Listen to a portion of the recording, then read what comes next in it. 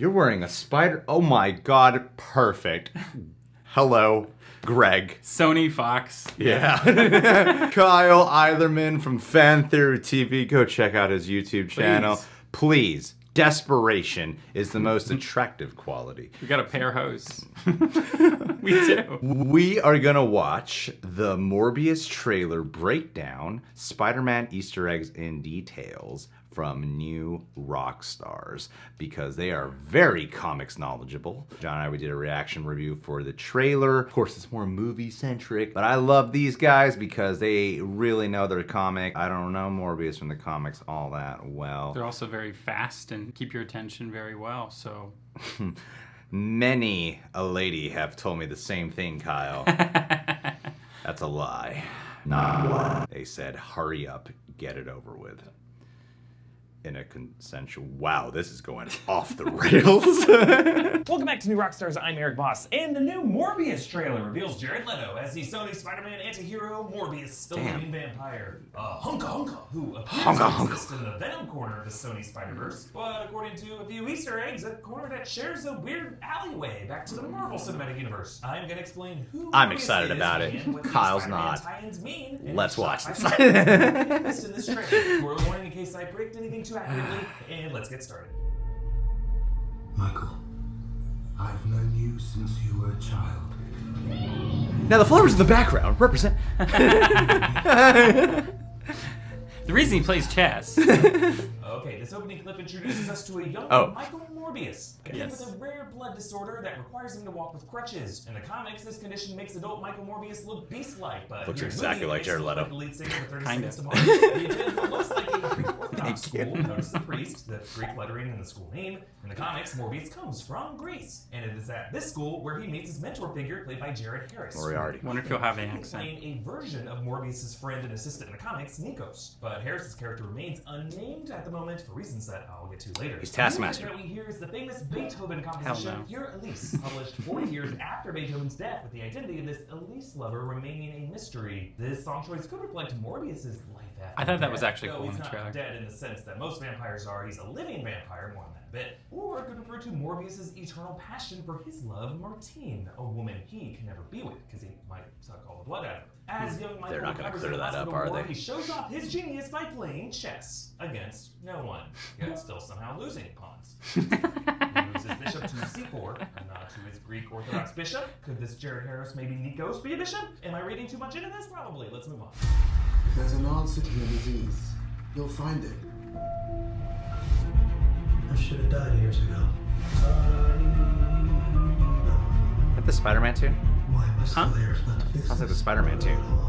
Okay, as he does in the comics, Dr. Morbius don't wins the believe Nobel so. Prize, yet here, during his acceptance speech, he doesn't look so good. I'm wondering if he'll faint, and that could further his desperation into finding a cure for this terminal illness. And notice that the studio title cards include the specific wording "in association with Marvel." Well, Due to the new deal inked between Disney and Sony last year, Marvel Studios will continue to consult on Sony Marvel properties like Morbius and Venom, but that does not firmly make them part of the Marvel Cinematic Universe with the Avengers movies. But Vulture and Morbius and Venom but- weirdly share a universe with the live-action Spider-Man films, Homecoming, Far From Home, since those are jointly Sony and Disney See? productions. So Tom Holland could show up in Morbius or Venom 2, or either of those films' post-credit scenes. Holland himself has 2 movies left on his contract as Spider-Man, one of which will be a third Spider-Man movie coming in summer 2021. Perhaps that could be a Sinister Six movie that Morbius and Venom 2 could set up. That'd the be second fun. being another unnamed MCU team-up film in the future. Now, I have posed a theory in the past that deal could have Avengers. been designed by Disney to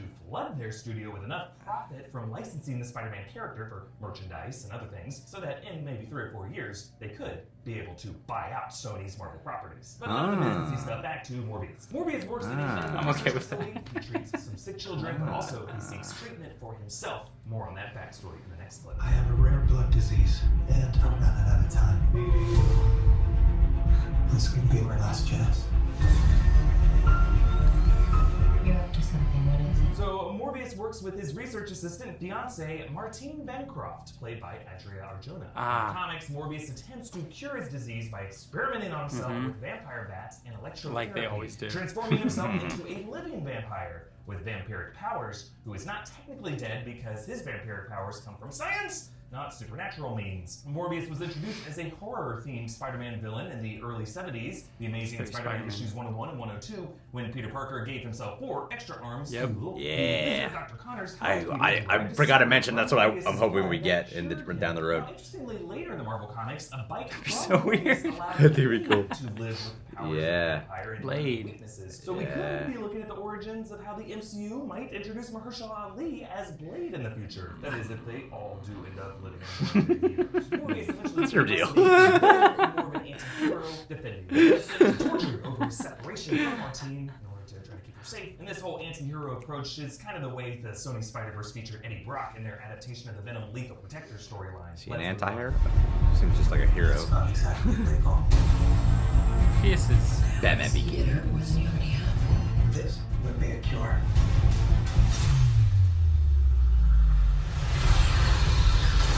So, after making the Yes. discovery about the blood of a vampire bat in his lab, it now appears that Morbius has ventured to this exotic cave in search for living swarms of the bats. He mentions how this isn't strictly legal. Notice how he paid off the guy in cash. Perhaps these bats are like a protected species. Morbius cuts his palm with the blood trickling down and forming what almost looks like the Greek letter pi, which in mathematics is the never-ending irrational number representing the ratio of a circle's circumference to its diameter. The circumference being the outer perimeter, the diameter being the bisecting line, the way that this moment really digging in there. internal irrational key between Morbius's outer self and that which divides him internally, or maybe it's just all the ratio between crackpot and bullshit moving. Thank you. Love when they become aware. At what cost? Okay, Morbius is exposing his blood to the bats, which swarm at him while he stands behind this device, which might activate something in the blood as his blood and the bat's saliva fuse with a kind of electrical signal. So all of this means that if you happen to have an open paper cut on your finger and then you shot that finger on a doorknob used by a vampire recently, you too can be honka. It's science! Now before we continue, I just kind of want to point out that this Morbius trailer caught me by surprise. I happened to not get a whole lot of sleep the night before. One way I was able to wake up from the dead and power through this was with a nice can of Sponsorship. Bang Energy. By the way, thanks to these guys for sponsoring. Uh, Can of Bang is 60 every can of ounces. Bang There are no makes a small contribution amounts to the with Trump cans campaign. here. It contains 300 That's what I grams of drink. caffeine. It's sugar-free and has Rain. 0 calories. Yet, which is pretty much exactly the same thing. But I do love Bang. They are good And tasting. you know what? It's not like that overly sugary bite of cotton candy that we grow out of. It's just like an essence of it that's really. It's nice to see someone who's not an Instagram model. Funny, you happen to say that, right? Say that. It's funny to see someone who's not a Instagram model doing a Bang promo. Pina colada and cotton candy and rainbow unicorn. 3 flavors that I feel like are having a blast I don't look at Instagram party models. all the time. Thanks again to Bang Energy for sponsoring this video. So you like those girls? Wow. Bang-energy.com using the code NewRockstars25 and follow the inventor of Bang on Instagram at bangenergy.ceo. Check. And let's move on with the rest of the trailer.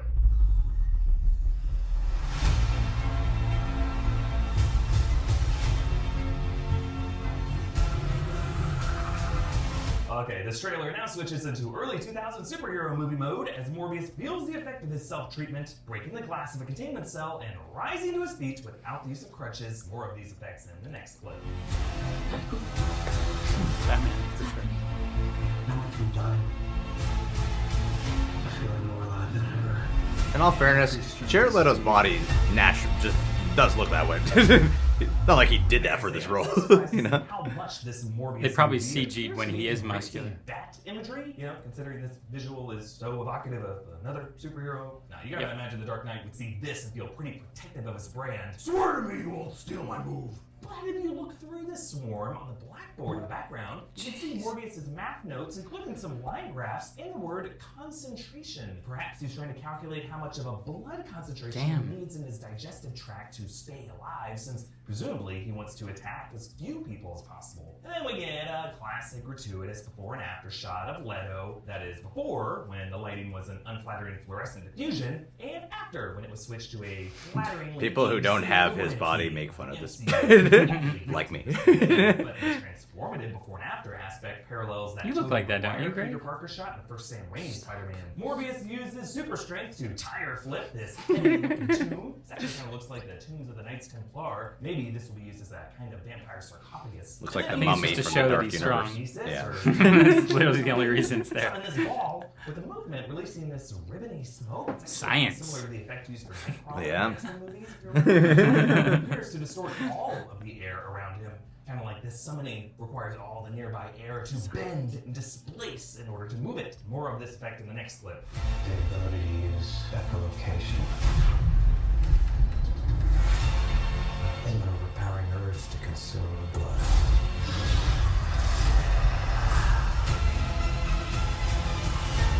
Okay, here Morbius parkours through this mansion hallway, knocking over artwork. The ribbon effect leads Straight out of X-Men 2. Right. Nightcrawler. 100%. Purple cape, suggesting they may give Morbius a similar wardrobe that he wears in some That's of the comics. cool. He passes this painting that looks like it contains two figures. The DNA has created a cape. Maybe it's the same collection as the Arlequin tomb. And then we see another power, echolocation, which Morbius uses to see a room. That I can buy. Plainly see with normal vision, his pupils contract as the stare milks over, similar to the way Eddie Brock's pupils were affected by that venom. There's a lot of Venom Sony look here. loves doing that to the eyes. You're in the third best Marvel movie universe. As Morbius talks about his overwhelming urge to consume blood, there's a shot of this boat, followed by shots of him attacking these gunmen on board that boat. In the comics, Morbius conducts his experiment on a yacht over water, but then he goes overboard and then is rescued by the crew of another boat, whom he attacks and kills. We could be seeing a version of that here. On to the next clip. How far are we allowed to go? Can't believe they skipped that. Fix something that's broken. Let's face it, this is the part we all been waiting for. Morbius changes out of an orange All right. prison jumpsuit into some stolen clothes. Tobey and Maguire. passes this poster of Spider-Man with Murderer. Spider-Man. This is actually the loading screen artwork of the Sam Raimi era Spider-Man from the PS4. Yeah. Yep. Horizontally, Murderer written on it suggests that we're seeing the aftermath of Spider-Man Far From Home. Remember, Or which maybe ended with there's J. Jonah just Jameson's a Spider-Man video website game. airing Mysterio's propaganda to paint Peter Parker as a public menace who killed a heroic martyr, Mysterio. According to casting rumors on IMDb, J.K. Simmons may appear in this film as well, which could also tie in with the events of Venom, in which Jameson's son, John Jameson, was the Life Foundation astronaut who died. Venom. Also on that wall behind Morbius are flyers tagged with the symbol used by the Zodiac Yeah. Killer, which is big graffiti. But I have a theory on this that could explain how all of these Sony Spider-Verse films What do will you tie think? together. Next, there's a shot of the cops Oh. that we saw chasing them earlier in the field. On the right is Al Madrigal as FBI agent Alberto Rodriguez, partner to Tyrese Gibson as CIA agent Simon Stroud, who in the comics was the agent tasked with hunting down Morbius and other horror-themed villains like Manwolf.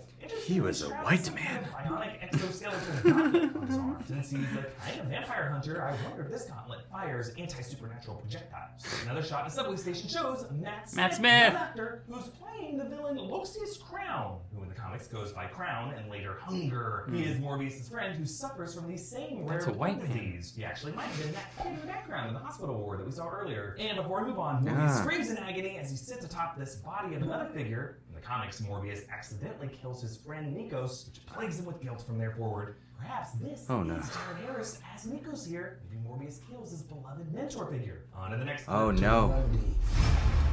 That'd be sad. Let's do another Bang promo. That's a cool. That's neat.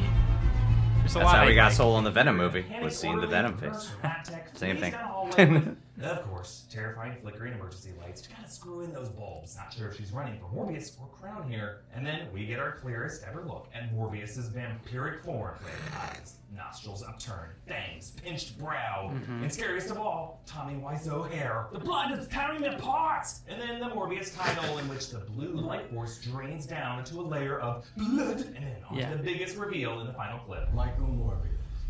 Got time of doing a little good guy thing, huh? What's up, Doc? I bet that's a post-credit Michael scene. Keaton returns as Adrian Toomes, aka Vulture. last seen incarcerated at the end of Spider-Man Homecoming in the MCU, which ties the events of this film even more closely to Tom Holland's Spider-Man. Toomes is wearing the same white handmade jumpsuit we saw him in, suggesting that maybe he and Morbius cross paths when they're both incarcerated. Also on this list of Spidey villains behind bars at the moment is Matt Gargan, Scorpion, who swore revenge on Spider-Man, as well as Cletus Cassidy, Carnage, in the post-credit scene of Venom. Now we also know that Kraven the Hunter may also be part of this story, with a set photo showing a Kraven catering truck, Bokeem Woodbine Ooh. large, and there are plenty of conspiracy level rumors Ooh, suggesting Easter that eggs. Mysterio could have faked his death. So, circling back on that Zodiac symbol, the Zodiac Killer was most active where? In the San Francisco Bay Area, where Eddie Brock lives, which is adjacent to the San Quentin prison where Cassidy is kept. So perhaps this could all be pointing at a Sinister Six team-up. That's of what I was Spider-Man thinking. villains in prison on the West Coast and a coordinated prison breakout. Comment down below with your theories on how this Morbius film could connect to the rest of the Sony Spider-Verse. Follow me on Instagram and Twitter at EABoss, and follow New Rockstars on social media, and subscribe to New Rockstars for breakdowns of everything you love. And be sure to check out our amazing new Q&A series, The Big Question, in which Philip and I give you too much information about how weird and messed up these Marvel characters are when you apply real-world science and history to them. It's kind of like drunk Mythbusters. You'll love it. Thank you for joining me. Bye. Nice. Very well done. Very well done. Another very, very fantastic breakdown from New Rockstars. First off, I know they moved studios recently, Yeah. and the camera quality of their videos, of when he's just talking to the camera, looks great, sharper than before. I'm also loving how, I mean, he's always been self-aware, but it seems exceptionally more self-aware now whenever it seems like he's really going overreaching. down. Yeah. Like, did they really have the blood trickle down to the pie? How many retakes did they do on that? It's not doing it. It's not doing it. Digital it and post. Screw this. This is taking too long. Yeah, and they really focused on it for a while. I was like, wow. Yeah, but the joke at the end made it worth it. People are making fun of like the Marvel body shot is a meme in and of itself. I make fun of it too, but I've seen photos of Jared Leto on Instagram way before this movie was even filming, and I'm like, that's how Jared Leto's body looks though. He stays in great shape. It's like if Ryan Reynolds is ripped, you know, and that's Jared Leto. He's ripped, you know. He stays in great shape unless he has to gain weight for a role or get too skinny for a role. Right. That being said, though, there are things they talked about that I briefly touched on in our trailer review because I didn't see any set photos of this. My only familiarity with Morbius comes from the 90s cartoon show where he was introduced in the Neogenics storyline where it does go into Peter Parker's mutating into like an actual like the 6 arms. I wanted to bring that up but forgot to. I'm kind of hoping when Tom Holland continues with these Spider-Man movies, not Spider-Man 3, but I think it'd be cool to get some like weird body horror thing that does tie it all in. I think if it does happen, it'll happen probably outside of the direct MCU. It Oh, doesn't- 100%. Yeah, doesn't no, I don't seem think like it would will. fit in there at all. Oh, no, it wouldn't at all. But Yeah. I think when they're dealing with, you know, the blood and the mutating and all these things, Sure, it yeah. will work. The one thing I thought they might have brought up that dawned on me is this trope of Spider-Man villains. I know Eddie Brock doesn't qualify for this, but characters who know Spider-Man, doesn't seem like Michael Morbius knows who Spider-Man is, but tends to do science experiments that go wrong to try to cure something. Right, You know? yeah. That is definitely what the majority of his villains do. Yeah, I mean, from like Doc Ock, even Connors as the Lizard. Yeah, even the original Vulture from the comics was like that. They changed him a little bit for the movie, but yeah. I didn't know what Jared Leto's take on Michael Morbius was going to be because I was aware that in the cartoon show he had like a Transylvanian accent. He's from Greece. Yeah. He's supposed to look a little bit unattractive because of his blood disease. Ugly Romanian, yeah. And then he shows up here and he's still a hot American dude from 30 Seconds to Mars, you know? I'm not surprised. I thought because it's Jared Leto, he might have pushed to do something a little bit more like that. But maybe they were like, well, what you did with the Joker, you went too far with that, man. We got to dial it back here a little bit. I think Sony also has a lot to do with that, to be honest. Yeah, probably. Eddie Brock is cool hipster guy in Venom. He really is. This breakdown seemed to be primarily focusing on how a plot might unfold. Yeah. With Matt Smith's character And even with Jared Harris's character, him might potentially killing him. I'm glad they brought up the reference points of how a lot of this does seem like aped imagery from, like, I got Venom vibes, I got Batman Begins vibes, a lot of Nightcrawler vibes.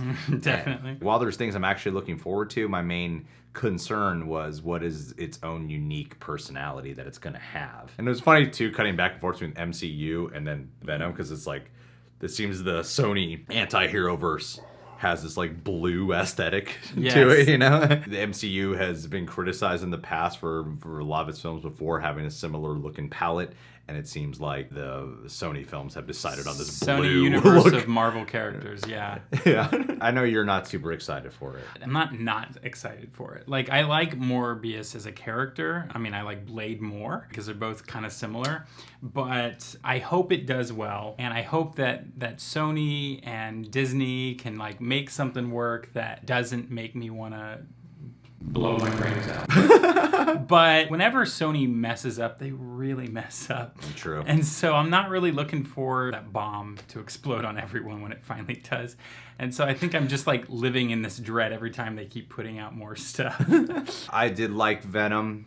I don't think it was on par with the quality of... I think Venom was cool in terms of the casting and in terms of the visual effects. Yeah, and it was a lot of fun. I had the thought too of, are they somehow building to their own Insidious or Sinister Six? Absolutely they are. That's what they've been doing this whole time. But would I be excited to watch, because they're not real villains in this world that they're building. Like, Right. Vulture is. Right, but this isn't Joker, so they can't. You know. I mean, that's what I mean. Venom is totally a hero in his own movie. Morbius looks like he's gonna. We haven't seen the movie, so for all I know, they're gonna really surprise. He'll be the hero. It's Sony. But he's gonna be a hero. Matt Smith will be the bad guy. Right. Right. To me, I'm like, well, that's just gonna feel like heroes fighting Spider-Man. What are they all gonna get along in the end or something like that? Or half of them, if they do have Mysterio and Vulture part of the team. That's kind of where my trepidation comes with them all gearing up to fight Spider-Man in one movie. If that is what they're building Personally, up to. I think Sony only builds up. They don't really focus on how to naturally get there. I think they just like to produce things so that they know that they can keep their franchise going, and that they're giving people technically what they want, but they're not necessarily going to do it in the most natural ways because... Not all, I mean, I thought Venom did its own thing. Venom definitely did its own thing. But it seems like when they renewed their contract, they were like, so we can feature Vulture now? And we can directly reference Spider-Man now? So maybe we can build up to all these things now, you know? Yeah, I mean, there's still something that they're working towards. And they've been wanting to do a Sinister Six going all the way back to the Raimi stuff. Yeah, kind of. How do we get it? It may not be exactly who we wanted, but we'll work with it and we'll make it happen. I'm surprised New Rockstars didn't touch on the possible theory. I think it would be cool now that they have Into the Spider-Verse, which I think fantastic, is incredible, which Sony did. I know. I was bitter about it, but I loved it. It was good. Now that they have the realm and Marvel in general has opened up the multiverse thing. Yeah. And the fact that Spider-Man's outfit where it said murderer on it was the Tobey Maguire Spider-Man outfit. I've been thinking it would be cool to get some movie where they have like Andrew Garfield, Tobey Maguire, and Tom Holland all live actions appearing together, because that hasn't been done before. And I think that'd be so freaking awesome to do. I'm not gonna lie, I think that'd be kind of awesome too. It would be so cool. And the fact that they had a Tobey Maguire outfit made me kind of go there. Yeah. Their references, though, that they brought up with San Francisco, all I'm going to see in the trailer is the murderer with the Spider-Man outfit. I was even happy I caught that. Yeah. With the Zodiac Killer, the fact that Venom is in San Francisco. It makes me think that Sony's really trying to like set this in a different city so that way, in case it does happen, they can still say it's part of the MCU. Yeah. Spider-Man's on the run. He's moved to California. Personally, I would prefer, if they're going to do some kind of like dimensional jumping, that they use the Madam Web. Madam Web, yeah. Oh, they are working on that too. Which they are, yeah. It seems like they do have some type of plan in mind. Sure. Now the question is, will the standalones be? Because as much as I thought Venom was a lot of fun, I think Morbius needs to be a better film than what Venom gave us. And Venom 2 might be better because of who's directing it. You never know. But Morbius, I will say, this trailer impressed me. I just got really irritated with that last bit. I did not want to see Michael Keaton in this universe. I was like, okay, so it's a different universe, Michael Keaton, right? Well, the fact that they're pulling Vulture into here Right. does affect continuity timeline in a way Sure. for whatever Spider-Man 3 could potentially be. Because, like they pointed out here, the last time we saw Vulture, he was in prison, and now he's out of prison, so they've indirectly affected the storyline of Vulture in the MCU now that he's out. So if they ever want to put Vulture in the next Spider-Man movie, they have to work with what Sony did. Honestly, I don't think Marvel's going to work with Sony on that. Do you think they consulted Marvel? I don't think they did. You did what? We saw the trailer. I think there was something in the new contract that they signed that basically allowed them to get away with it without even asking permission.